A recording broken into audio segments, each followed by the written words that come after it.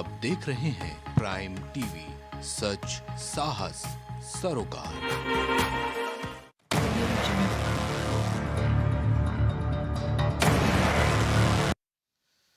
नमस्कार, मैं हूं गौरव श्रीवास्तव। प्राइम डिबेट में आप सभी का बहुत बहुत स्वागत है। लोकसभा चुनाव की तैयारियां लगातार चल रही हैं और तमाम तरह के पैंतरे भी आजमाए जा रहे हैं, क्योंकि यहां पर बीजेपी हैट्रिक की बात कर रही है और विपक्ष कह रहा है कि इस बार बीजेपी का सुपड़ा साफ होने वाला है। अब सुपड़ा साफ होगा या हैट्रिक होगी, ये आने वाला वक्त बताएगा। पर चूंकि यहाँ पर चुनाव की बात हो रही, इसी तमाम तरह की रणनीति लगातार बन रही है। 5 राज्यों में विधानसभा चुनाव भी है, मध्य प्रदेश में, राजस्थान में, छत्तीसगढ़ में, मिजोरम में और तेलंगाना में।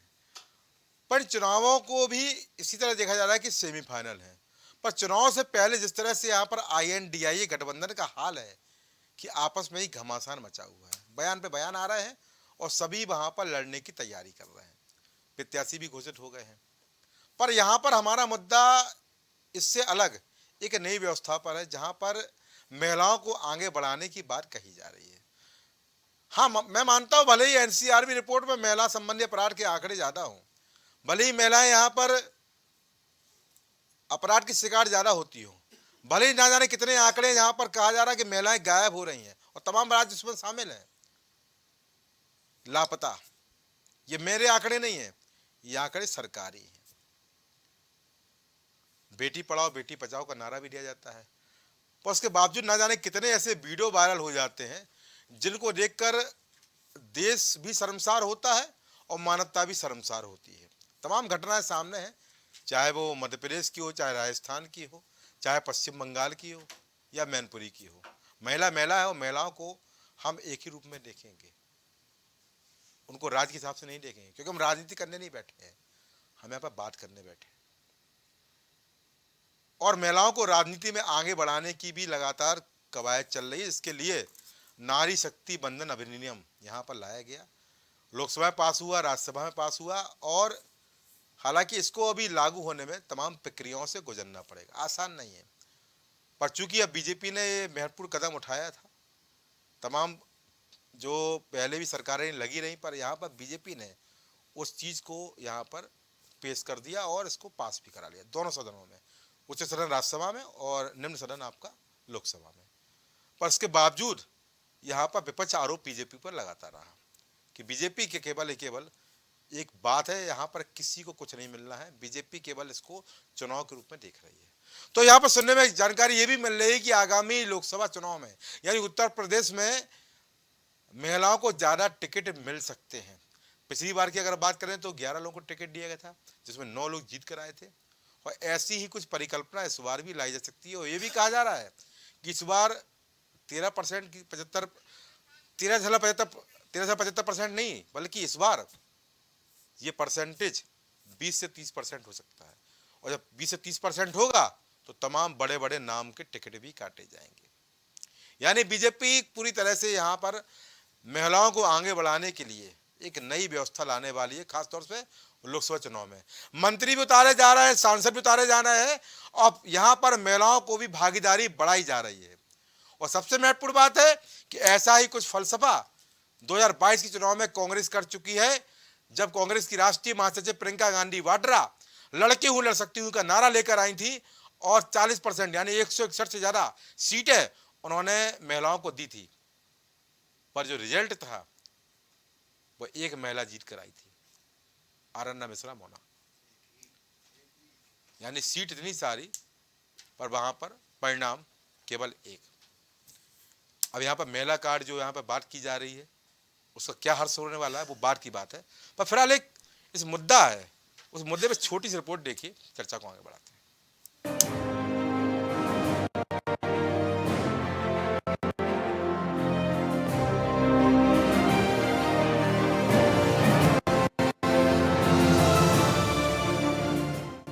सियासत में शक्ति का योगदान क्या है?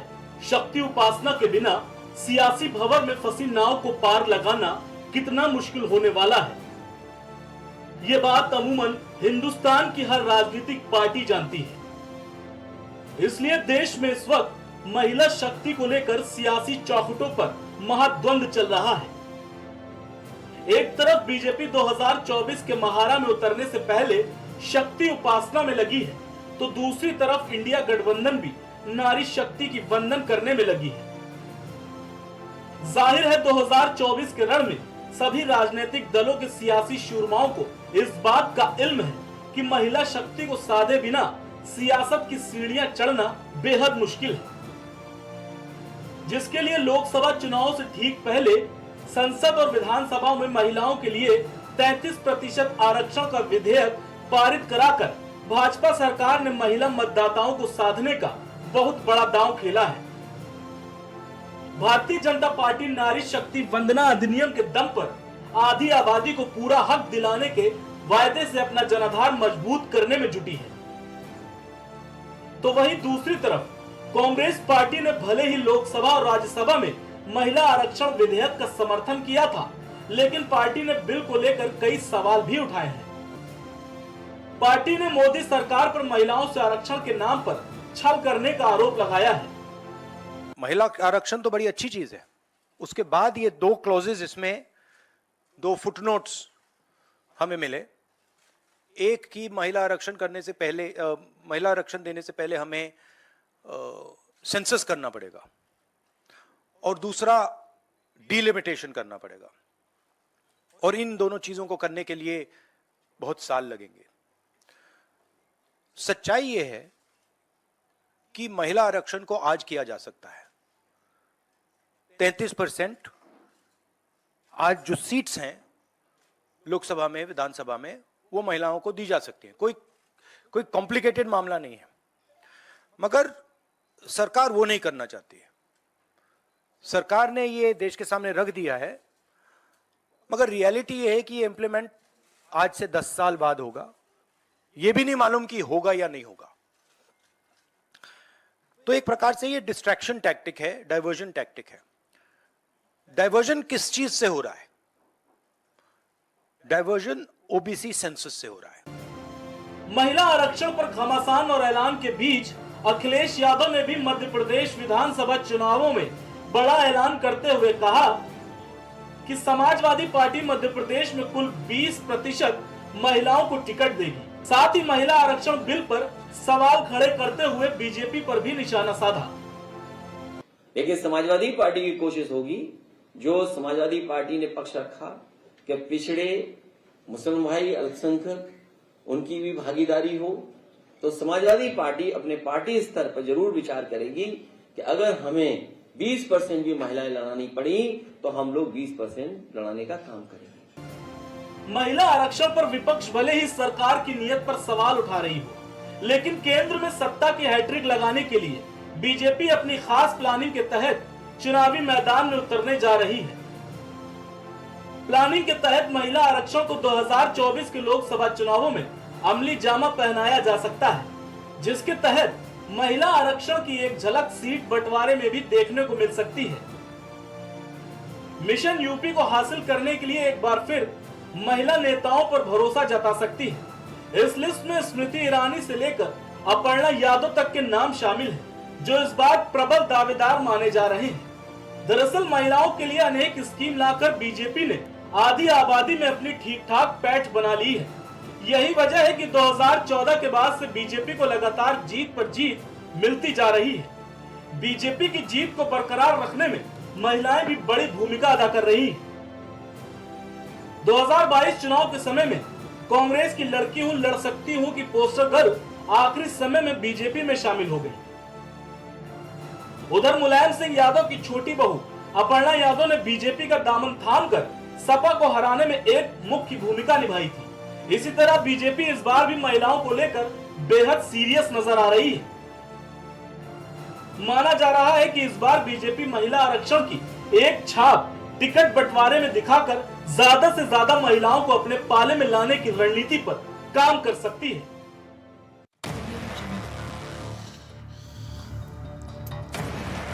तो महत्वपूर्ण चर्चा विषय आज का महिलाओं की भागीदारी यहां पर बढ़ाने की बात चल रही है। अखिलेश यादव सपा प्रमुख यानी वहां पर जाकर मध्य प्रदेश जाकर 20% महिलाओं को टिकट देके यहां पर अपना बयान देकर आए हैं। बोले टिकट देंगे और बीजेपी यहाँ उत्तर प्रदेश के लोकसभा चुनाव में भी यहाँ पर देख रही है कि जब उत्तर प्रदेश में लोकसभा चुनाव होगा वहाँ पर हम 20 से 30% महिलाओं को टिकट देंगे। हालांकि पिछली बार 13.75% महिलाओं को टिकट दिया था, 11 महिलाओं को यहाँ पर उतारा था और 9 महिलाएं वहाँ पर जीत कर आई थी।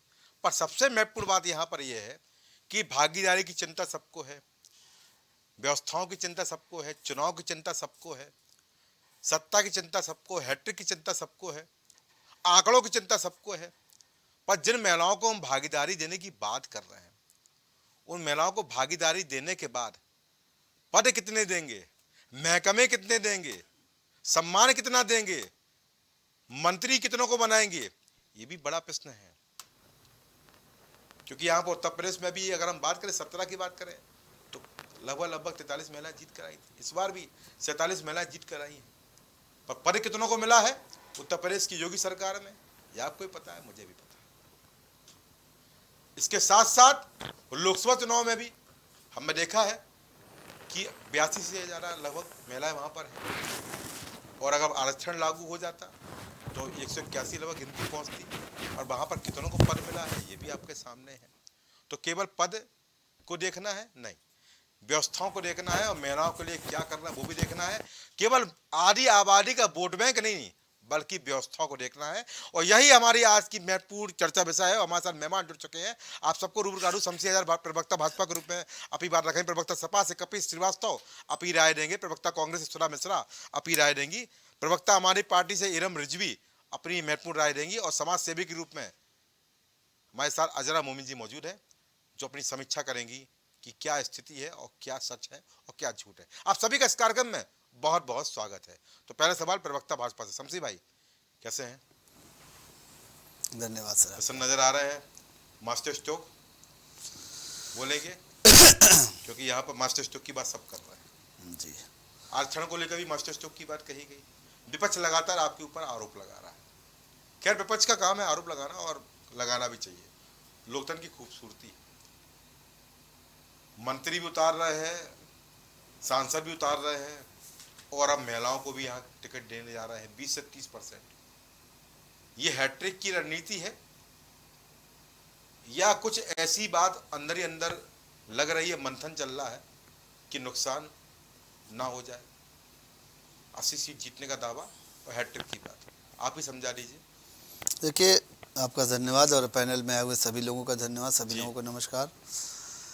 भारतीय जनता पार्टी जो लक्ष्य लेके चलती है, आपने देखा होगा कि 2012 के बाद से 2014 का चुनाव जब हुआ उसके बाद से भारतीय जनता पार्टी ने जो भी लक्ष्य रखा है चुनाव में, या तो उस लक्ष्य को पार किया है या उस लक्ष्य के बहुत करीब भारतीय जनता पार्टी पहुंची है। अच्छा। तो इसी सब चीज़ को देखते हुए जो कुछ भी 2014 से लेकर अब तक भारतीय जनता पार्टी हिंदुस्तान में, भारत में जिस तरीके से अपनी कार्यशैली, अपने संगठन, अपने चुनावी मुद्दे, अपने रणनीतिकार, अपने कार्यकर्ता, अपने जो बुद्धिजीवी हैं, अपने शीर्ष नेता हैं, अपने संगठन हैं और जो उनके सहयोगी संगठन है जैसे RSS है, बजरंग दल, इन लोगों के साथ लगकर जो भी उसने मुद्दा बनाया, जो भी उन्होंने लक्ष्य रखा है, भारतीय जनता पार्टी उसको प्राप्त करने में 95% जो है तो कामयाब रही है। और इसी को आधार मानते हुए भारतीय जनता पार्टी ने इस बार भी उत्तर प्रदेश में, केवल उत्तर प्रदेश में 80 सीटें लाने का लक्ष्य जो रखा है। तो ये समझ लीजिए कि उत्तर प्रदेश में 80 सीटें आनी ही आनी है। अच्छा। और उसकी तैयारी भारतीय आनी क्या बात है, एकदम आनी है। विपक्ष नहीं, कपिल श्रीवास्तव जी तो उनको भगवान सेहत दे, हमेशा हंसते रहे, लेकिन ज्यादा हंसना भी तो आप समझते हैं कि जो ज्यादा हंसता है उसको क्या कहा जाता है, समाज क्या कहता है। जब गंभीर मुद्दे, देश से जुटा मुद्दा हो और खास तौर पर जब चुनाव से जुटा मुद्दा हो तो उस पर बहुत ज्यादा हंसी ठिठोली नहीं करना चाहिए, वरना सामने वाला मैं कहाँ कह रहा हूँ कि हमने तो कहा कि भाई उनको भगवान, मैंने तो कहा कि भगवान उनको स्वस्थ रखे कि हंसे, लेकिन हमने कहा कि ज्यादा हंसने वाले आदमी को जो है हल्का समझा जाता है। तो भारतीय जनता पार्टी चुनाव को लेकर हमेशा गंभीर रहती है और उसको कहा जाता है कि भारतीय जनता पार्टी हमेशा चुनावी मोड पर रहती है। क्यों ना हो, क्योंकि वो विश्व की सबसे बड़ी पार्टी है, हिंदुस्तान की सबसे बड़ी पार्टी है और कहीं ना कहीं किसी न किसी सूबे में, किसी न किसी राज्य में 1-2 महीने के अंतराल पे हमेशा चुनाव होता ही रहता है। तो उसको हर चुनाव में भागीदारी करना रहता है, हर चुनाव में उनको या तो पहला या तो दूसरा स्थान मिलता है। इसलिए भारतीय जनता पार्टी हमेशा, और उसके बाद इतना बड़ा संगठन, इतने ज़्यादा कार्यकर्ता हैं कि कहीं ना कहीं हर वक्त वो एक्टिव रहते हैं। दूसरी पार्टियों को अपना वजूद बचाने के लिए इस वक्त 2024 का चुनाव जो है वो 28 पार्टियों में, ये समझ लीजिए कि 26 ऐसी पार्टियां कि जिनको अपना वजूद बचाना है, अपनी पार्टी को बचाना है, अपनी खोई है भाई, ये क्योंकि ये उनकी दर क्यों गिरा रहे हमने हैं? क्या कहा? हमने कहा विपक्ष की जो 28 पार्टी उसमें से 26 पार्टी, 2 पार्टियों को छोड़ दीजिए। बाकी जो पार्टियां उनको सिर्फ और सिर्फ अपना वजूद बचाना है, अपने को दिखाना है कि हम जिंदा हैं। इसी वजह से उन लोगों ने मिलकर एक संगठन बनाया है और जिसका नाम उन्होंने क्या रखा है? INDIA। अच्छा। पहले इंडिया हुआ करता था लेकिन अब वो INDI है क्योंकि वो अब सब अलग अलग होता जा रहा है। अच्छा। आपने देखा किस तरीके से शरद पवार ने जब देखा कि पहले वहां पर बैठक होती है, उसके बाद तुरंत शरद पवार जी प्रेशर बनाने के लिए, दबाव बनाने के लिए, अपना शक्ति प्रदर्शन करने के लिए उन्होंने दूसरी बैठक महाराष्ट्र में रखी कि हमको संयोजक बनाया जाए, हमको प्रधानमंत्री का चेहरा बनाया जाए। बिहार में हुआ तो बिहार में नीतीश कुमार ने दबाव बनाया, हैदराबाद में। इसी तरीके से सारी पार्टियां, इधर अखिलेश यादव ने भी अपने घोड़े खोल दिए, अपने प्रत्याशियों को धीरे धीरे क्षेत्र में भेजना शुरू कर दिया है। तो ये सारी चीज़ों को देखते हुए यही लग रहा है कि चुनाव आते आते ये 28 पार्टियां जो एक साथ जो अभी दिख रही हैं वो धीरे धीरे 8 पार्टियों में सीमित हो जाएंगी और उनके ही कुछ सहयोगी दल जी हो सकता है कि भारतीय जनता पार्टी के साथ भी आ जाए।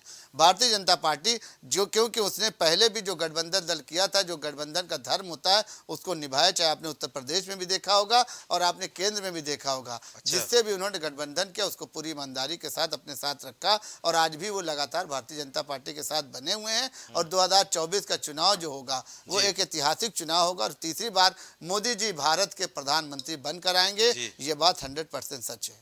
ठीक है, बड़ी अच्छी बातें कही आपने जी। मैं थोड़ा सा एक आपको आंकड़ा याद दिलाने जा रहा हूँ। हालांकि आंकड़े का संबंध राजनीति से नहीं है, अपराध से है।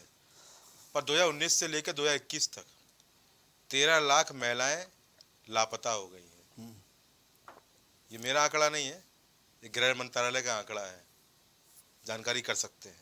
विपक्ष को क्या इस बात की खबर नहीं है? मैं आपको बता रहा हूँ, नहीं, विपक्ष को इस बात की खबर नहीं है। पश्चिम बंगाल, आपके पास आंकड़ा है गौरव जी, आपके पास आंकड़ा, मैं कह रहा हूँ विपक्ष के पास इसकी खबर नहीं, इसकी जानकारी नहीं है। क्यों नहीं विपक्ष इसको मुद्दा बनाता है? सरकार है, कांग्रेस। अरे भाई अभी आपने देखा तो यूपी में चुनाव हुआ था, लड़की हूँ लड़ सकती हूँ का नारा देने वाली आज उत्तर प्रदेश में उन्हीं के नेता सुधा मिश्रा थे। अगर पूछा जाए कि इस वक्त प्रियंका गांधी की स्थिति कहाँ है, लोकेशन कहाँ है, तो वही नहीं बता पाएंगे। क्या इसका मतलब है कि उत्तर प्रदेश में अब महिलाएं सुरक्षित? हाँ, लापता है। अगर उत्तर प्रदेश में अब वो नहीं आ रही है, बड़ी साज सज्जा बड़ा खर्चा करके कॉल हाउस बनाया गया था, उनको ये लगा था कि हम यहाँ के मुख्यमंत्री बन जाएंगे, तो कॉल हाउस को उन्होंने सजाया संवारा था, लाखों रुपए खर्चा किए थे, लेकिन हुआ वही कि जिस तरीके से आई थी उसी तरीके से बैरंग जाना पड़ा। तो ये आप समझ लीजिए कि जहाँ जाती है वो नारा देती है और नारे के बाद उनके पास कुछ नहीं बचता। चलो ठीक है, मध्य प्रदेश भी है, पश्चिम बंगाल भी, महाराष्ट्र भी, उड़ीसा भी, छत्तीसगढ़ भी, 5 राज्य है मैक्सिमम जहाँ पर हुआ है। खैर कपिश भाई, मैं आपकी बात लूंगा अब। आपकी सेहत की कामना यहाँ पर शमसी भाई ने की थी कि आप स्वस्थ रहे, मुस्कुराते रहे। भाई हमारे हैं, पर कह रहे हैं कि आप हल्का लेते थे, मुस्कुराते रहते हैं। आपको कौन सी बात ऐसी अच्छी लगी जो उन पर आप मुस्कुरा रही है? 80 सीट जीतने का दावा कर रहे हैं, क्या बात है भाई, होना चाहिए। और इस बार हैट्रिक की बात भी कर रहे हैं, अब की बार 400 पार। जवाब दे दीजिए, क्योंकि यहाँ पर अब बड़ा स्टॉक खेला है। उसी स्टॉक को देखते मेरे ख्याल से अखिलेश यादव भी वहाँ पर मध्य प्रदेश बोला है कि 20% महिलाओं को टिकट देंगे, यानी आधी आबादी पे अब आपका चुनाव टिक गया है, पार्टी कोई भी हो। गौरव भाई, नवरात्र आने वाली। अच्छा, तो हम लोग तो भाई शक्ति की उपासना भी करेंगे। अच्छा, बिल्कुल करेंगे। और हमारे मनीषियों ने सदैव एक बात कही है, काफी को हो रही, सही कराइएगा जी जी, कि यत्र नार्यस्ति पूजन्ते रमन्ते तत्र देवता जी। तो हम समझते हैं कि सभी पार्टियों को ये कद्र करनी। क्या बात।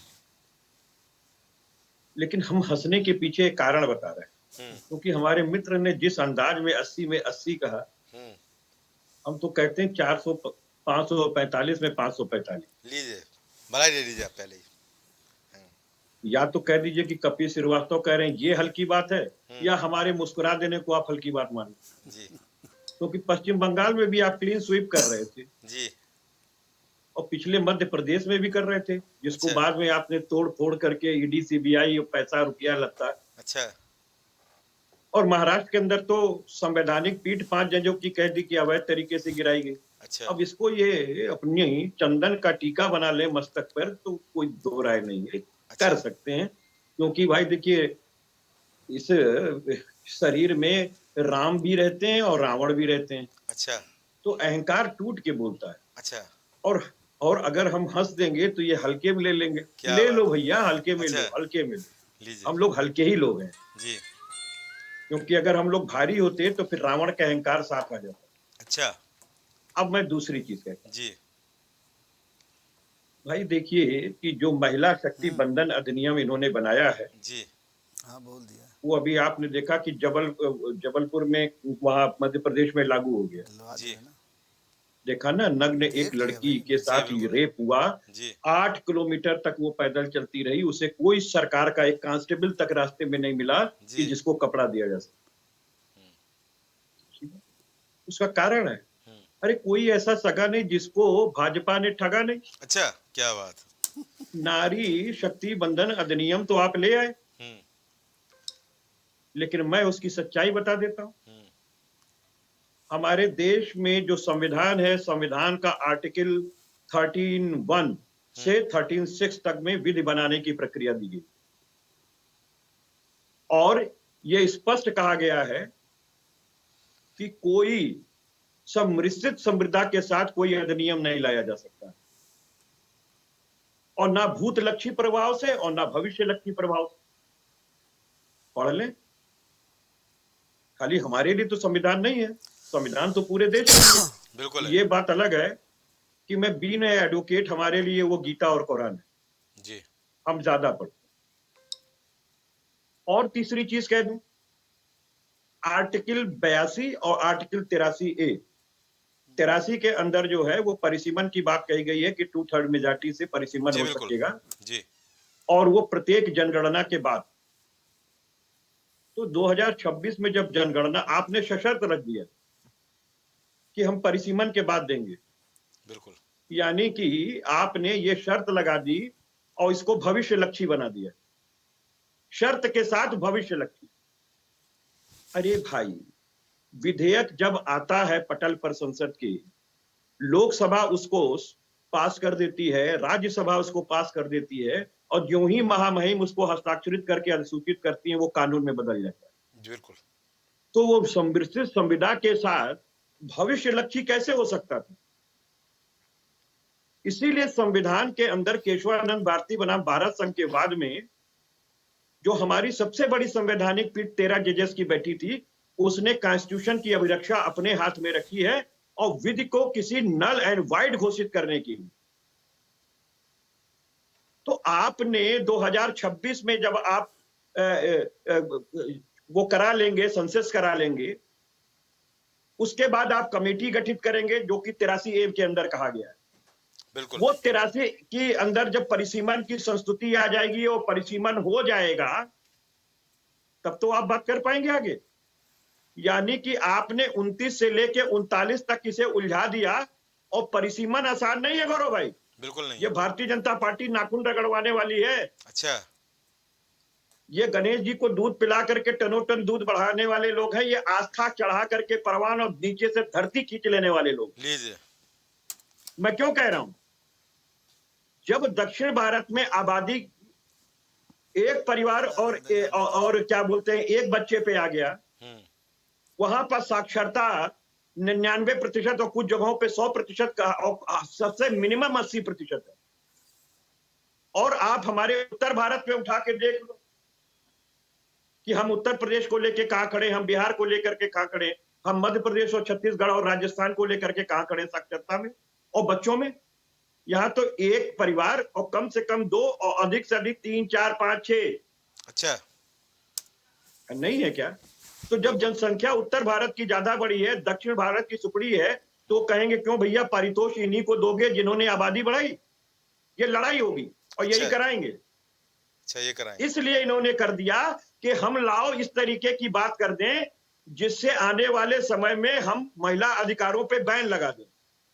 अच्छा, इन्होंने बैन लगाने का काम किया था। दूसरा पहलू, कभी 20 से 30% महिलाओं टिकट अगर देने की बात यार चल रही है, दे सकते हैं तो अच्छी बात है ना, भागीदारी मिल रही है, समर्थन कर दीजिए, इस बात का होना चाहिए। आप भी देंगे, ये भी बोल दीजिए, हमारे प्रदेश दे के आ रहे हैं। 20% तक तो नहीं, सुनिए सुनिए सुनिए जी सुनिए सुनिए जी मैं एक बात ये पूछना चाहता हूँ, काफी इको और इसको सही कराएं, बीच में ठीक हो गया था जी। मैं आपको ये बता रहा हूँ गौरव भाई जी कि हम 100 में 100% अपनी पार्टी में महिला आरक्षण दे दें। अच्छा, आरक्षण क्या, महिलाओं को टिकट दे दें, आरक्षण तो वो नहीं माना जाएगा जी। ये हो सकता है वहां पे जेंट्स लगा दे, ये ना लड़ाए कोई और दल लड़ा दे। अच्छा, लेकिन जब कोई आरक्षण हो जाता है तो उस सीट पर महिला ही लड़ेगी तो अगली पार्टी की भी महिलाएं लड़ेगी, उसकी कंपल्शन हो जाती है। बिल्कुल, ये भारी अंतर है, इसलिए गुमराह करने की आवश्यकता हमारी बहनों को नहीं। अच्छा, अगर हमारी बहनें इतनी सशक्त होती कि वो पुरुषों से फाइट करने की स्थिति में इस 75 साल के अमृत काल में आ गई होती, तो फिर उनको आरक्षण मिल जाने तो यहाँ पर अगर आप यहाँ बात करें तो आपके राष्ट्रीय अध्यक्ष भी तो वहां मध्य प्रदेश बोल कर आए हैं 20%, वो भी छलावा है क्या? ना नहीं, बात आप नहीं समझे। मैं समझ गया। हमारी तो सरकार नहीं है। अच्छा, आप नहीं लाए, आपने रोक लगा दी। हाँ। तो हम तो 20% देंगे, जीते चाहे हारे, आप उसके सामने पुरुष खड़ा करोगे तो भी करना। अच्छा, जैसे कांग्रेस ने पिछली बार किया था जी कि लड़की हूं, लड़ सकती हूं, 50% दिया। ठीक है। टीएमसी, आज मैं बता दूं, टीएमसी ने सबसे ज्यादा देश में जो है वो महिलाओं को टिकट दिए। बिल्कुल दिए, ठीक है। तो ये बात जो है, ऐसा नहीं कि ये नए लेके आ रहे हैं। अच्छा। इनके पास दरअसल बात ये है जी कि अब ब्रिजभूषण सिंह को कैसे टिकट दें, अभी तो मंचन करना चाहिए। हो सकता है दे भी दे, डर के मारे। अच्छा, डर के मारे दे, क्योंकि प्रधानमंत्री भाई वो तो सीधे कहते हैं, कौन कहा तुमसे कि मेरा टिकट काटा? अच्छा, वीडियो आपने देख लिया लगता है। तुम काट रहे हो, मीडिया वाले को कहते तुम काट रहे हो, तुम्हारी औकात है? अच्छा। काटोगे टिकट? और भाजपा साहब के खिलाफ मैं नहीं बोलूंगा जी, वो साहब है। चलो ठीक है। नहीं, जो सच्चाई है वो कह रहा हूँ। मैं सुन लिया, मीडिया वालों को ऐसा झाड़ा, चलिए, कि आज के डेट में शर्म आनी चाहिए ऐसे लोगों। और वो महिला शक्ति बंधन ठीक हो गया। कर रहे थे, कपिल भाई हो गया। और महिला हमारे साथ मौजूद है। आज हमारे साथ इस पैनल में 3 महिलाएं भी जुड़ी हुई हैं, क्योंकि यहाँ बात महिलाओं की है। हमारे साथ प्रवक्ता कांग्रेस से सुधा मिश्रा जुड़ी हुई है। सुधा जी, आपको मेरी आवाज आ रही है? सुधा मिश्रा, सुराज जी, आपको मेरी आवाज आ रही है? शायद सुराज जी का संपर्क स्थापित नहीं हो पा रहा है, उनको दोबारा जोड़ा जाए। चलिए प्रवक्ता, आपसे मैं इरम रिजवी से बात करता हूँ। इरम जी, लगातार देखता रहता हूँ, लगातार संघर्ष करती है, आंदोलन करती हैं, महिलाओं के मुद्दे पर, अपराध के मुद्दे पर हमेशा से संघर्ष करती नजर आती हैं। आज भी महत्वपूर्ण मुद्दा है और बीजेपी यहाँ पर 20 से 30% महिलाओं को टिकट देने की बात कर रही है। कैसे देखती हैं आप और क्या मानती हैं, क्या इससे नीति बदलेगी, नीति बदलेगी और भागीदारी बदलेगी, और जो बात हम सोचते हैं महिलाओं के प्रति, व्यवस्था बदलेगी? उम्मीद है आपको? गौरव भाई, आपको एक बात बता दूं कि अगर इनको देना होता ना तो ये नगाड़े ना बजाते। अच्छा, ये दे देते। अच्छा। आप बताइए, जैसे इन्होंने बोला आरक्षण, हम महिलाओं को आरक्षण देंगे जी। आरक्षण में इन्होंने क्या दिया? सेंसस और डिलिमिटेशन जैसे एक शगुफे लगा दिए। अच्छा। यानी कि महिलाओं को कभी नहीं देना है। और सबसे पहली बात मैं आपको ये बता दूं कि ये आधी आबादी को हमेशा टारगेट करते हैं। अच्छा। आपको याद होगा जब ये पहली बार आए थे तो इन्होंने एक मुद्दा उठाया था कि ट्रिपल तलाक जी, ये सबको पता होगा। बिल्कुल ट्रिपल तलाक जैसा मुद्दा लेकर मोदी जी आए थे, बहनों को न्याय दिलाने आए थे, माओं को न्याय दिलाने आए थे। अच्छा। आज फिर वो जो है आरक्षण लेके आ रहे हैं। तो आधी आबादी हमेशा कहते हैं ना कि आधी आबादी को हमेशा ये टारगेट किए हुए हैं। अच्छा। और इस बार शायद महिलाएं समझ गई हैं। अच्छा। और ये आधी आबादी इनको मुंह तोड़ जवाब देगी। अच्छा। जैसे इन्होंने कहा, मैं एक वादे आप बता दीजिए जो इन्होंने पूरे किए हों। अच्छा। जैसे कि आपका उज्ज्वला योजना जी, और आपका 15 लाख जी, बहुत। और महिलाओं के इतने बड़े नारे लेके आए थे ना कि बेटी पढ़ाओ बेटी बचाओ। बचाओ किससे? यानी बीजेपी नेताओं से बचाओ। अच्छा। ब्रिजभूषण शरण सिंह से बचाओ। लीजिए, आप बताइए ना। बेटियां जहां भी, आज मणिपुर का मुद्दा उठाकर देख लीजिए, मतलब शर्म आती है कि अगर कोई उस पर बात करेगा तो उसको निकालकर सदन से बाहर फेंकने का काम करेंगे, सिस्टम को सुधारेंगे नहीं। अच्छा। क्योंकि शायद ये बेऔलाद हैं। अच्छा। व्यक्तिगत टिप्पणी न करें, औलाद वालों को व्यक्तिगत टिप्पणी न करें। राम जी, आप बैठी हुई सम्मानित चैनल पर बैठी हैं और व्यक्तिगत टिप्पणी न करें। मतलब व्यक्तिगत मैं किसी का नाम ले रही हूँ? मैंने किसी का नाम लिया? आप जिसके तरफ इशारा करें, जब मैं समझ गया तो हमारे ख्याल से देश की सारी जनता का नाम लिया, सारी जनता समझ रही है। का नाम लिया नाम नहीं लिया, मतलब मैं मणिपुर का मुद्दा उठाऊंगी तो आप बताएंगे मैं सम्मानित चैनल पर बैठी हूँ। मणिपुर का मुद्दा उठाए, लेकिन ये कि बेऔलाद है, ये ऐसी शब्द। मेरा एक सवाल आपसे है, देखिए आपने तमाम बातें यहाँ पे कही कि नारे लेकर बीजेपी आई थी जी, बेटी पढ़ाओ बेटी बचाओ। आपने देखा बृजभूषण शरण सिंह एक महिला पत्रकार के साथ कैसे बदतमीजी कर रहे हैं। मैं तो नाम ले रही हूँ जी। चलिए इरम जी, मेरा आपसे सवाल रहेगा, जो तमाम बातें आपने कही यहाँ पर शमसी भाई को तकलीफ भी हुई, उन्होंने आपको जवाब भी दिया, पर सबसे महत्वपूर्ण बात यहाँ पर यह है कि यहाँ पर अगर 20 से 30% महिलाओं को टिकट देने की बात चल रही है तो आपके साथियों समर्थन करना चाहिए, तो यहाँ पर समर्थन करना चाहिए। और क्या हम मानेंगे कि आम आदमी पार्टी भी यहाँ पर आने वाले चुनाव में टिकट देगी, महिलाओं को भागीदारी देगी? जी बिल्कुल देना चाहिए, बिल्कुल दीजिए, महिलाएं आगे आए। लेकिन कहते हैं ना कि लोगों की दाल में कुछ काला होता है, यहाँ दाल पूरी की पूरी दाल ही काली। अभी मैं नाम लूंगी तो आप कहेंगे व्यक्तिगत टिप्पणी ना करें। नाम ले आप, लेकिन ये बेऔलाद है और ऐसा वैसा ये ना कहना, आप नाम लेके जो चाहें कहें जी, शब्दों का चयन करके बोले, समझदार हैं आप जी। आम आदमी पार्टी कितनी टिकट देने वाली है इस बार महिलाओं को, भागीदारी करेगी नहीं करेगी?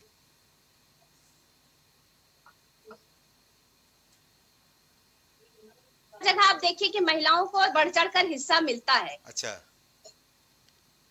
हमारे यहाँ सिर्फ कहते हैं ना कि वो नहीं, शब्दों से नहीं होता है कि हम सम्मान दे रहे हैं, बेटी पढ़ाओ बेटी बचाओ जैसे नारे। अच्छा, महिलाओं के सम्मान में भाजपा मैदान में अच्छा जितने सारे बलात्कार हुए हैं, अभी मैं नाम लूंगी तो आप कहेंगे व्यक्तिगत टिप्पणी ना करें। शमसी भाई क्यों भैया? अभी मैं कुलदीप सिंगर को लाऊंगी तो आप कहेंगे व्यक्तिगत टिप्पणी ना करें।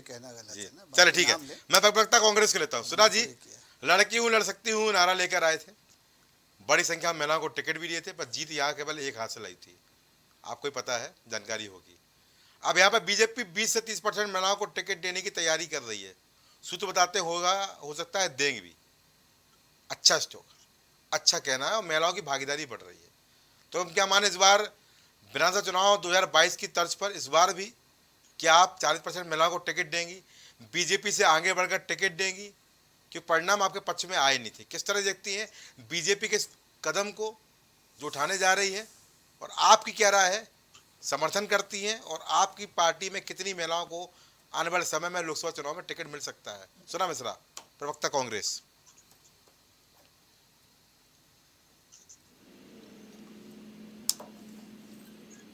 जी सुना जी, सुना मिश्रा, आपको मेरी आवाज नहीं आई क्या? सूरज मिश्रा, आपको मेरी सूरज जी, आपको मेरी आवाज नहीं पहुंच रही क्या? मैं आपको दोबारा पैच कराता हूं, क्योंकि यहाँ पर दिक्कत हो रही है आपके साथ। आप किस साधन में, तो साधन में उसको रोक कर फिर आप चर्चा शामिल होइए, क्योंकि महत्वपूर्ण चर्चा है, महिलाओं पर जुड़ी चर्चा है। अगर आप उसमें गंभीरता नहीं दिखाएंगे तो ये निश्चित रूप से आपकी पार्टी के लिए भी, आपके लिए निजी रूप में भी ये नुकसानदेह है, क्योंकि आप एक महिला है। ठीक है, अजरा मोमिन हमारे साथ मौजूद है, समाज सेवी। अजरा जी, हमेशा अपनी बात मुख्य रूप से कहती हैं, और आपकी क्या राय है? अच्छी बात है भागीदारी मिलने के, यहाँ बात कही जा रही है। समाजवादी पार्टी मध्य प्रदेश में क्या कर आई है, बीजेपी उत्तर प्रदेश लोकसभा चुनाव में कह रही है, किस तरह देखती है अजरा मोमिन? नहीं, नो डाउट गौरव भाई जी, बहुत अच्छी पहल है, होना चाहिए। महिलाओं की हिस्सेदारी आधी होनी चाहिए जी, और परसेंटेज में ना देखा जाए, अगर एक महिला जब बेबी कंसीव करती है तो वहां पर सोचा जाता है कि 50% कयास लगा जाता है कि यहाँ बेटा होगा, और 50% ये भी कयास लगाया जाता है कि बेटी भी हो सकती है। तो मुझे लगता है परसेंटेज पर ना जा करके बेटियों को हर जगह 50% देना चाहिए। जहां पर गवर्नमेंट्स हमारे लिए समानता की बात करती है, सभी विपक्ष पक्ष सभी लोग समानता, महिलाओं की समानता की बात करते हैं, तो मुझे लगता है वहां पर हमें परसेंटेज में क्यों हमें आका जाता है, हमको उसी जगह पर 50% देना। और दूसरी चीज मुझे लगता है कि ये जो आरक्षण का एक ये रहस्य लोक है, ये आरक्षण जो जिस तर्ज पर हमें मिलना चाहिए ये अभी पूरा नहीं हो पाएगा, क्योंकि इसकी प्रोसीडिंग ही बहुत लंबी है।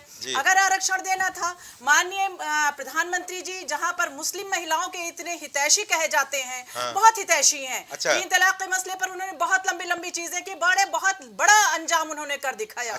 उन्होंने लेकिन अब उनको ख्याल नहीं आया मुस्लिम महिलाओं को देना आरक्षण, मुस्लिम महिलाओं को। मैं तो कहती हूँ कि इसी चैनल से, आपके सम्मानित चैनल पे बैठ के मैं कहती हूँ, जिन मुस्लिम महिलाओं के हितैषी हमारे माननीय प्रधानमंत्री जी हैं, दे हमारी मुस्लिम बहनों को भी देना आरक्षण, उनको स्पेशल कोटा दें। दूसरी चीज, इनको आज तक हम महिलाओं को जो राजनीति में एक उचित स्थान मिलना चाहिए था, आज तक किसी पार्टी ने वो स्थान नहीं दिया है।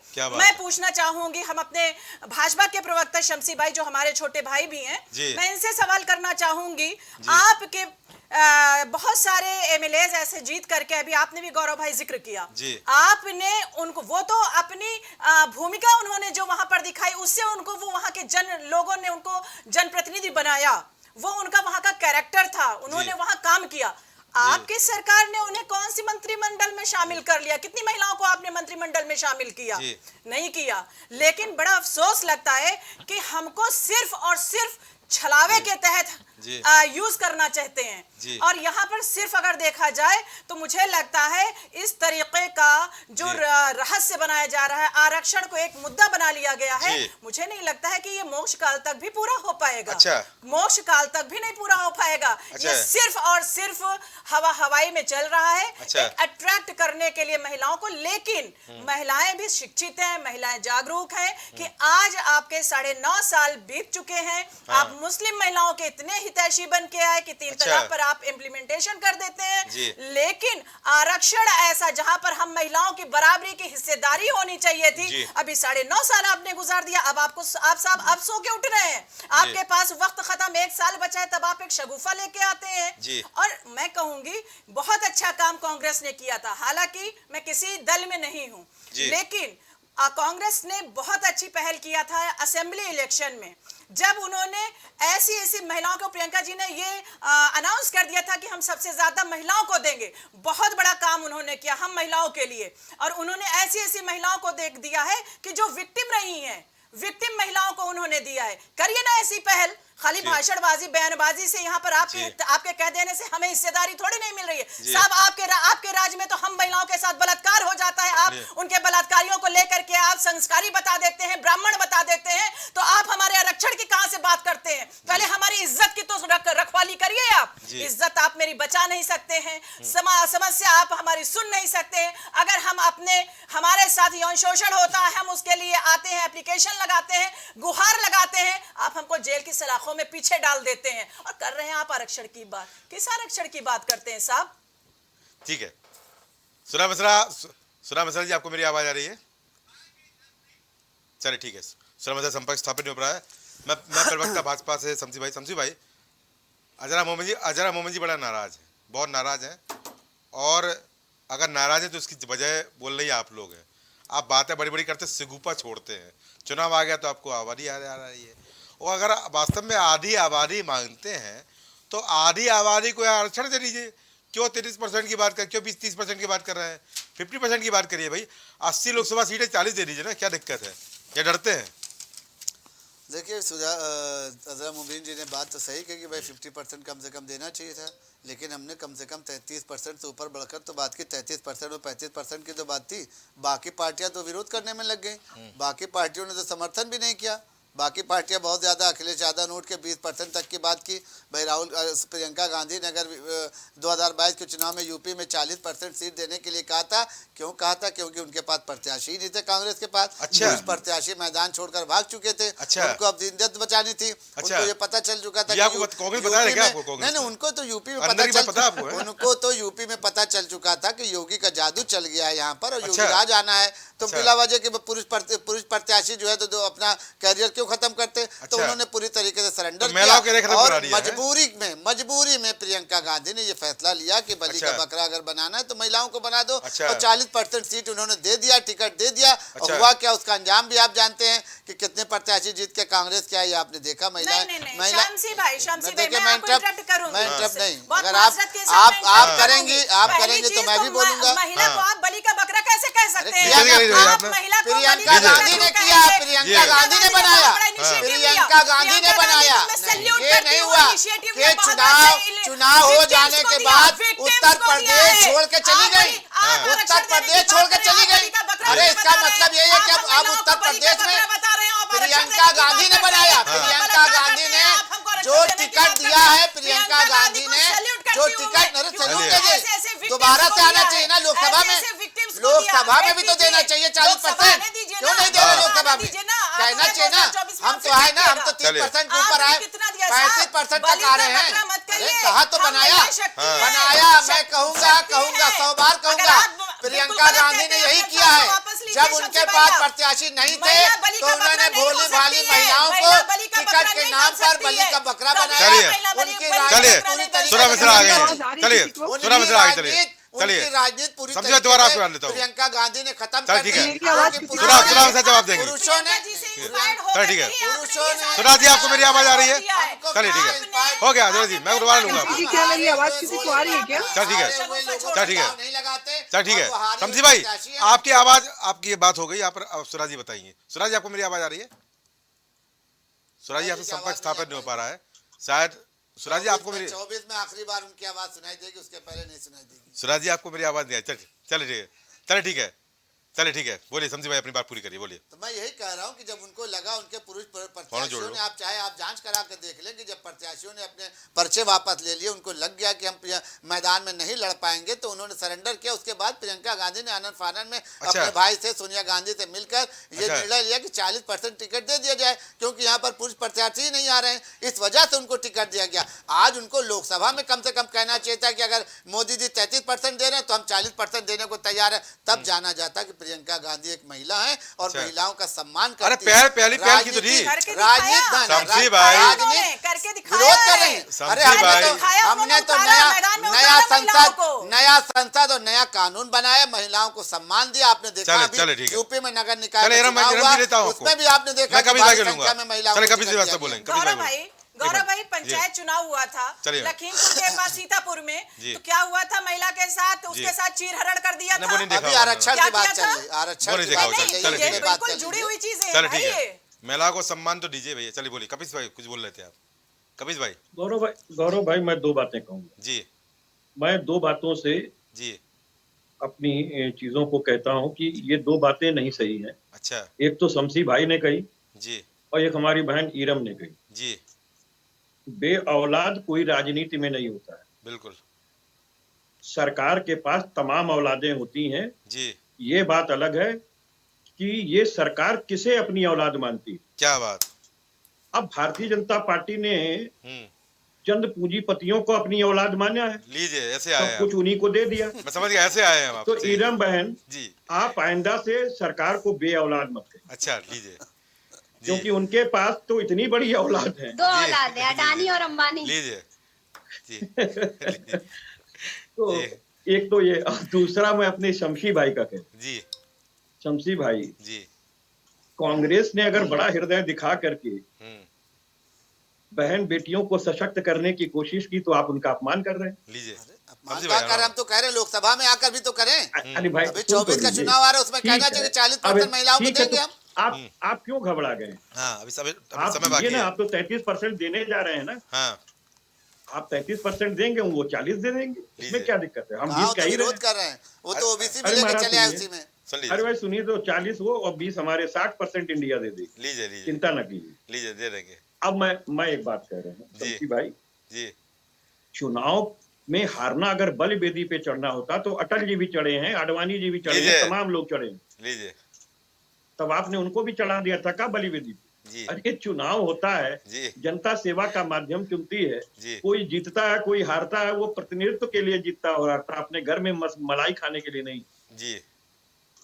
तो मैं तो एक बात ये कहना चाहता हूँ कि इन सब बातों का ख्याल कीजिए जी, कि अगर किसी पार्टी ने बढ़ चढ़ करके, हमने तो टीएमसी की बड़ी तारीफ की है कि ममता बहन ने जिस तरीके से पावर्ड करने की कोशिश की है, सबको सीखना चाहिए, हम भी सीख रहे हैं। अच्छा। और मैं एक बात बता दूं, आप जितनी भी महिलाएं अपने साथ ले जाते हैं, केंद्र में कितनी महिलाएं आपने बना दी हैं? कितनी महिलाओं को पावर्ड किया, मंत्रालय दिया कि वो कल्याणकारी योजना अपनी बहनों के लिए बना, नहीं, उत्तर प्रदेश में नहीं, मध्य प्रदेश में नहीं, कहीं तो नहीं है, क्या महाराष्ट्र में है? तो ये कह देना कि हमने विधायक बना दिया, बस तुम विधायक बनी रहो, किनारे बैठो, अच्छा, क्योंकि हम आंकड़े में जुड़ा सके साथ कि हमने इतना दे दिया। अच्छा, तो कोई भी इस तरह से कह करके आप महिलाओं का जो है वो आप सशक्तिकरण पूर्ण रूप से नहीं कर सकते हैं, जिसको चतुर्मुखी विकास कहा जाता है, वो आप नहीं कर सकते महिलाओं। ठीक है, और मैं एक बात मैं और कह के अपनी बात बोलिए। हमारी ईरम बहन ने भी जिक्र किया जी, हमारी हजारा बहन ने भी जिक्र किया जी कि मोदी जी ने बहुत अच्छा कानून बनाया जी, कि हमारे 3 तलाक के लिए महिलाओं के अभिरक्षा को सुनिश्चित करने की कोशिश की जी। लेकिन मैं आज शमसी भाई से एक वादा लेना चाहता हूँ। अच्छा, एक विशेष सत्र और ले आओ, अभी तो नवंबर दूर है जी, शीतकालीन सत्र जरूरी जी, बहुत दूर है अभी जी, अगले महीने ले आइए। जो हमारी हिंदू बहनें हैं जी, उनको भी एक अधिकार बहुत ताकतवर वाला दे दीजिए, और वो ये दे दीजिए कि जिनके पतियों ने बिना किसी तलाक के अपनी औरत छोड़ रखी हैं, क्या बात है, उनको आप सशक्तिकरण दीजिए, क्योंकि उनका भरण पोषण भी वो नहीं दे रहे हैं। जब आपकी पत्नी है 7 फेरे लगाए, हिंदुओं की शादी तो कॉन्ट्रैक्ट है नहीं, हिंदू तो 7 जन्मों का रिश्ता है, 16 संस्कार में एक विवाह संस्कार है, जन्मों जन्म का रिश्ता है, अग्नि के 7 फेरे हैं, मंगलसूत्र है, सिंदूरदान है, और हम लोग 7 वचन लेते हैं जिसमें 4 पुरुष लेता है और 3 महिला। कहिएगा तो हमको हमारी शादी के याद है, हम सुना देंगे। तो शादी तो नहीं कर सकते। नहीं, सुन तो लें। अगर विधि ने अगर उसमें तोड़ने का अधिकार दिया है आपको कि भाई 7 जन्म तोड़ दो, अपने संस्कार तोड़ दो, तब भी आप लीगल रहोगे। लेकिन जो इनलीगल लोगों ने किया, अपनी पत्नी छोड़ रखी हैं, उनकी भरण पोषण नहीं दे रहे हैं, और तमाम भारत में ऐसे लोग हैं जो बड़े ऊंचे ऊंचे ओहदे पे बैठे हुए हैं, डर के मारी उनकी औरतें जो है सड़क पर बाहर जाके कोर्ट की तरफ या कभी खाने की तरफ रुख ही नहीं कर पाती। बहुत से लोग तो अपने सालों को जयपुर, जोधपुर, इधर उधर लखनऊ में दबवा के मरवा भी दे रहे हैं, की कोशिश कर रहे हैं और मार भी दे रहे हैं। लीजिए, तो ऐसे भी तमाम लोग हैं। मैं ये आपसे हाथ जोड़ करके विनती कर रहा हूँ कि आप इसको धर्म में मत बांटिए, आप हमारी हिंदू बहनों की भी इस अधिकार को सुनिश्चित कीजिए कि जो अघोर लोग अपनी पत्नी अकारण छोड़ रखे हैं, जो कारण भी नहीं बताते हैं कि हमने अपनी पत्नी क्यों छोड़ रखी है, भरण पोषण भी नहीं दे रहे हैं, ऐसे अमानवीय लोगों के लिए अधिनियम बनाना। सारी बार क्या डाली आपने, कुछ छोड़ा नहीं कभी भाई, आपने सारी बार क्या डाली। चलिए ठीक है, यत्र नार्यस्ति पूज्यते, मैं समझ गया, आप सारी बार क्या डाली, छोड़ा कुछ नहीं आपने। ठीक है, नहीं, हमारी मांग है, हम तो एक साधारण व्यक्ति हैं जी, एक साधारण इरम रिजवी बोलेंगे, फिर शमसी भाई को लेता हूँ जी। इरम जी कुछ बोल रही थी आप, इरम रिजवी जी। मैं यही कह रही थी कि जैसे ट्रिपल तलाक लेकर आए थे जी, तो भाई महिला तो महिला होती है, चाहे वो जो है बुर्का ओढ़े या सूट पहने या साड़ी पहने, बिल्कुल। इसको धर्म में क्यों बांट रहे हैं? आधी आबादी यानी आधी आबादी, क्या बात है, यानी महिला तो मुस्लिम महिलाओं के लिए इतना सीने में दर्द है, जो एक हमारी बहन है ना, जिसको छोड़ने में है ना पकड़ने में है जी, उनको भी तो न्याय दिला दीजिए। चलिए, आम आदमी पार्टी भागीदारी देगी नहीं देगी? बात कहते हैं अरे आम आदमी पार्टी भागीदारी नहीं देगी, मैं पूछ रहा हूँ। देखिए, आम आदमी पार्टी आरक्षण में पूरा सपोर्ट कर रही, लेकिन आप कितने टिकट दे रही है महिलाओं को, बता दीजिए जी। न्याय की बात बहुत की है, कितने टिकट देंगे? जैसे इन्होंने बोला, एक मिनट मेरी पूरी बात सुन लीजिए पहले आप, कि जैसे इन्होंने बोला कि क्या बोला था, बलि का बकरा। पहली बात, महिलाओं के लिए ये सम्मान है इनके दिल में कि महिलाएं बलि का बकरा है। हमने थोड़ी किया है, प्रियंका गांधी ने किया, हमारी बात ही आपने नहीं सुना।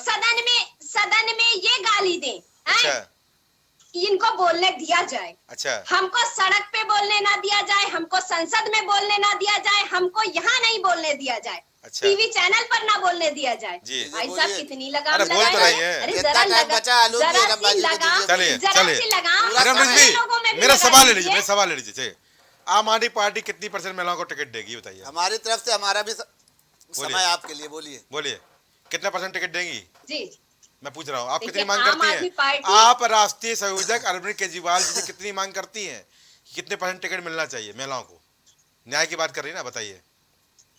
देखिए आम आदमी पार्टी पूरी तरह से महिलाओं का समर्थन करती है, महिलाओं की इज्जत करती है। परसेंटेज बताइए। अरे आधा है तो 50% बोलिए, मांग करेंगे आप? और महिलाओं को सम्मान देती है, और सबसे पहली जगह महिलाओं को देती है। जी, सिर्फ नाम के लिए नहीं देती है कि बलि का बकरा नहीं बनाती है। चलिए बात सुन लीजिए। चलिए इरम जी, कितना टिकट देंगे? बताइए। यही कहा है, मैंने यही कहा है कि इरम बहन कि वचनम किम दरिद्रम, जैसे भाजपा से सीखिए कुछ। हाँ, अच्छा, वचन दे रही है। नहीं देंगे लेकिन बता देंगे 80 में 80 दे दी। अच्छा ठीक है, इरम जी बताइए, जल्दी बताइए, मैं अपनी चर्चा को आगे बढ़ाऊं। बोलिए इरम जी, कितना % टिकट मांगेंगी आप, बोलेंगी राष्ट्रीय संयोजक से, अरविंद केजरीवाल जी से?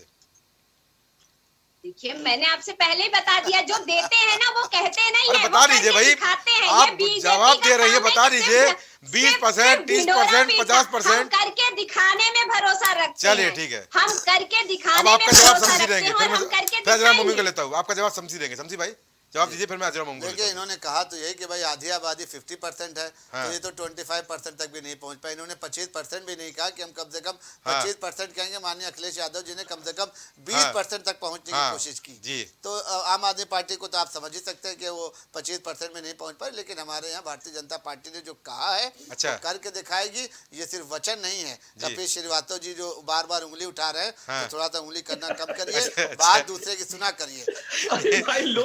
हमेशा जो है बोलने से ज्यादा थोड़ा दूसरों को सुना भी करिए। तो भारतीय जनता पार्टी पूरी तरीके से गंभीर है, और नई संसद आने के बाद जिस तरीके से कानून किया, और आज हमारी अजरा मुबीन जी हो, चाहे ये हमारी एरम रिजवी जी जो बैठी हुई है, महिलाओं के दुख से पूरी तरीके से वाकिफ है कि भारतीय जनता पार्टी की सरकार नहीं थी तो चाय में चीनी कम हो जाने पर तलाक हो जाया करता था, दाल में नमक तेज हो जाने पर तलाक हो जाता था, टेलीफोन न उठाने पर तलाक हो जाता था। होता यह था कि बहू मैके में आती थी, जब ससुराल वापस जाती थी तो दरवाजा बंद रहता था। क्या हुआ, पता चला कि वो दामाद ने सऊदी से फोन किया, आपने फोन नहीं उठाया, तो भैया ने जो आपको तलाक दे दिया। तो ये चीजें तो कम से कम मोदी जी ने अगर अल्पसंख्यक समाज के लिए सोची तो ये हमारे लिए गर्व की बात है। हमको इसका सम्मान करना चाहिए। हमको ये समझ में नहीं आता कि ये सारी विपक्ष की पार्टी महिला महिला महिला महिला महिला करती है, और वही काम अगर भारतीय जनता पार्टी दिल से करना चाहती है तो फौरन उसका विरोध जारी कर देते हैं। तो ये तो महिलाओं के खिलाफ है, ये सिर्फ अपना डायलॉग बयान करती है।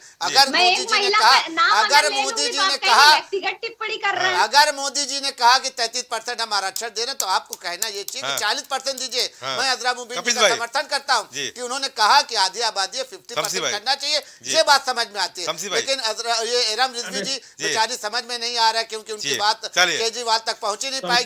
पंजाब में उन्होंने देख लिया कितना महिलाओं को टिकट दिया, दिल्ली में देख लिया महिलाओं को कितना टिकट दिया, और गुजरात में भी देखा कि महिलाओं को कितना टिकट दिया हमारी पार्टी ने। सारा कैलकुलेशन दे चुकी है, इसलिए अपनी पार्टी से इनको कहते हैं कि महिलाओं का सम्मान। समझी भाई, ये कपिल भाई बार बार आपको ये क्यों बोलना है, बचरम की दरिद्रम, ये क्यों बोल रहा है? ये इनके यहाँ है ना, इनके यहाँ वाली बात क्यों कर रहा है भाई? इनके यहाँ जो माननीय अखिलेश यादव जी थे, इन्होंने जितना वचन दिया है उसके बारे में आप अच्छी तरीके से वाकिफ हैं।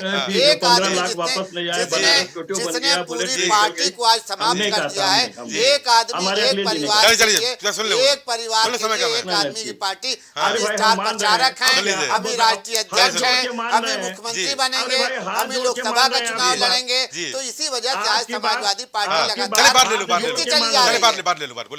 बोलिए। आपकी बात हम हाथ जोड़ करके मान रहे हैं कि बिल्कुल वचनम किम दरिद्रम में हम ही शामिल हैं जी, क्योंकि हमने कहा था कि हम बनारस को क्यों बनाएंगे, हम नहीं बना पाए। हमने कहा था किसानों की आय दुगनी करेंगे, हमने नहीं पा रहे। अरे भाई आपकी आंखें विकास देख नहीं पा रहे, क्योंकि आपने 2012 से 2017 तक लगातार खाली त्राहिमाम के लूट और खसोट किया है। तो आपको देश का विकास कहाँ दिखेगा? आपको न एक्सप्रेसवे दिखेगा, न आपको हॉस्पिटल दिखेंगे, न बड़े बड़े शिक्षा विद्यालय दिखेंगे। क्या सुना जाए इनकी फालतू हमको अपनी कमी बता लेने दो महाराज जी। हाँ, तो बनारस को हम सांस्कृतिक राजधानी बना पाएंगे, हम नहीं बना पाए। अच्छा, ठीक है, आपकी कमी है। हमने ये कहा था कि 2 करोड़ लोगों को हम रोजगार देंगे, अच्छा, लेकिन हम नहीं दे पाए। अच्छा, आपने दिया था आज हाँ, अब हम अगर मान लीजिए 9 साल से सत्ता में होते तो 18 करोड़ देते, लेकिन अब हम नहीं दे पाए तो क्या करें? अच्छा। तो ये सारी चीजें हैं जो वचनम किम दरिद्रम में हम मानते हैं हमारी गलती। हमने ही वादा किया था काला धन वापस लाएंगे, बुलेट ट्रेन बिछाएंगे। अच्छा। ठीक है, एक इंच की पटरी हम नहीं बिछा पाए, हमारी मजबूरी है। गंगा नहीं साफ कर पाए, गंगा मंत्रालय हमने साफ कर दिया। आपको दिखाई कहाँ देता है? ना आगरा की मेट्रो दिख रही, ना कानपुर की मेट्रो दिख रही है। अरे कुछ तो विकास देखिए। खाली आपको दंगा 56 दंगे खाली आपको दिख रहे हैं, खाली आपको 12 से 17 तक के जो दंगे हुए थे वही दिख रहे हैं, वही जलते हुए घर दिख रहे हैं, वही मुसलमानों की दिख रही है। जी बोलिए जल्दी। अब हमारे कम से कम हमारे वक्त में हमको बोल लेने दिया। जी बोलिए समय का। ये तो हमारी बहन ईरम बहन को दे रहे थे कि आप हमारा भी वक्त ले लीजिए, लेकिन आप हमारे वक्त में से वक्त ले रहे हैं। और दूसरी बात, आपको उंगली पे बड़ी चिढ़ है, मैंने ऐसे उठाया इसीलिए आपने कहा पे बड़ी चिढ़ है। बोले तुम तो लीजिए, हमारी उंगली मत समझिए। बाबा साहब भीमराव अंबेडकर की उंगली है, हमेशा विकास के लिए। अरे भाई हमने ऐसे ही उठाई, पता नहीं किस एंगल से देख लीजिए, पीसीआर से घुमवाइए, हमने बाबा साहब वाली उंगली उठाई। मैं एक बात कहना चाहता हूँ, डिबेट को हल्के में लेकर के लेकिन गंभीर विषयों पे हम बात करें। बिल्कुल, मैं निश्चित तौर पे आपको इस बात को कह रहा हूँ कि कम से कम इस बात को मानना चाहिए कि भाई देखिए, जो गलतियां आपसे हुई हैं वो तो आपको जनता के सामने रखनी पड़ेगी। आप कह सकते हैं समाजवादी पार्टी ने तो ये किया था, वो किया था, लेकिन आपने तो सब उल्टा किया ना। चलिए, महिला बिल लाने का क्या मतलब है? जो आप कॉन्स्टिट्यूशन के विरोध में ला रहे हैं वो तो सस्पेंड हो जाएगा, नल एंड वाइड हो जाएगा। ठीक है, आखिरी कमेंट दीजिए, बोलिए। गौरव भाई देखिए, 2014 से हम बहुत सारे जुमलों को झेल रहे हैं, झेलते आ रहे हैं, और एक नया जुमला ये भी जुड़ गया है कि महिला बिल आरक्षण का, तो हमारे लिए कोई बहुत अचंभित होने वाली बात नहीं, इसको भी हम उसी अंदाज में लेते हैं कि एक नया जुमला हमारे अध्याय में जुड़ चुका। बिल्कुल जुमला ही है ये। और जहां से हमारे माननीय प्रधानमंत्री जी आते हैं गुजरात राज्य से, गुजरात से आते हैं, और वहां पर पिछले साल से 46,000 लड़कियां गायब हो गई हैं। अभी तक पता नहीं चल पाया है कि लड़कियां गई कहां पर हैं। और एक तरफ ये कहते हैं कि हम महिलाओं के लिए इतना सम्मान करते हैं, महिलाओं के साथ खड़े, हम आरक्षण ला रहे हैं। आखिर आज तक उन 46,000 महिलाओं की बच्चियों का पता क्यों नहीं लगाया जा चुका? चलिए, बहुत गंभीर विषय है। खाली ये आरक्षण एक ढकोसलेबाजी है, और ये वो भी रखूंगा मैं। पब्लिक को सिर्फ गुमराह करने की कोशिश की जा रही है, और धरातल पर आपको नजर नहीं आएगा। 2029 के बाद भी आपको 2033 तक भी नजर नहीं आने वाला। ठीक है, आप सभी का महत्वपूर्ण चर्चा में जुड़ने के लिए बहुत बहुत धन्यवाद। तो सबने यहाँ बात की, लड़की लापता होने की बात भी की, बलि के पकड़ने की बात भी की, और उंगली की बात भी की। सबकी चर्चाएं सामने आई, सबने अपनी अपनी राय रखी। बीजेपी यहाँ पर खुले रूप से 20 से 30% की बात करती है, तो आम आदमी पार्टी आधी आबादी की बात जरूर की, पर स्पष्ट नहीं कर पाई कि यहाँ पर हम आधी आबादी को कितनी सीटें देने जा रहे हैं, क्योंकि शायद अभी कुछ भी निश्चित नहीं है। चुनाव लोकसभा का बड़ा महत्वपूर्ण है, और ये चुनाव बहुत कुछ दिशा तय करेगा, तमाम बड़े बड़े नामों का भविष्य तय करेगा, तमाम राजनीतिक दलों की यहाँ पर भविष्य तय करेगा, और साथ ही साथ तय करेगी आधी आबादी की भागीदारी को, जिसको लेकर लगातार मास्टर स्ट्रोक लगाए जा रहे हैं, दांव खेले जा रहे हैं। महिलाओं की बात कही जा रही है, पर महिलाओं के प्रति कितनी गंभीर है हमारी सत्ता और हमारा विपक्ष, ये हमारे सामने आ ही जाता है, कुछ छिपता नहीं। यहाँ पर केवल बात सत्ता पक्ष की नहीं, और यहाँ पर केवल विपक्ष की नहीं है, मैं बात यहाँ पर व्यवस्था की करता हूँ। अगर सत्ता पक्ष ध्यान नहीं दिया तो विपक्ष की जिम्मेदारी है कि मुद्दों को उठाए।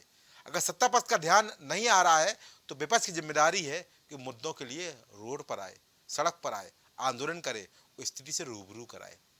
महिलाओं की बात तो हम सब करते हैं, पर जब महिलाओं की सम्मान की बात आती है तो न जाने क्यों पीछे हट जाते हैं। जब पीछे हटते हैं तो हमारी वही माताएं बहनें 8 किलोमीटर पैदल चलने के लिए मजबूर हो जाती है, जलने के लिए मजबूर हो जाती है, और शोषण के लिए मजबूर हो जाती है। ना शोषण के लिए है और ना जलने के लिए है। माता बहनें हमेशा सम्मान के लिए बनी है, वो सम्मान जो हमारी संस्कृति ने उनको दिया है, वो सम्मान जो भारत के संस्कार ने उसको दिया है, वो सम्मान जो हमारे लोकतंत्र उनको दिया है, पर वो सम्मान मिलता नहीं है। वो शायद यही नियति है। भागीदारी बनाइए, उनको आगे लाइए, पर कम से कम इन चीज़ों से पहले उनका सम्मान वापस लाइए, जो सम्मान के वो लायक है। तो आज की चर्चा में इतना ही। नमस्कार।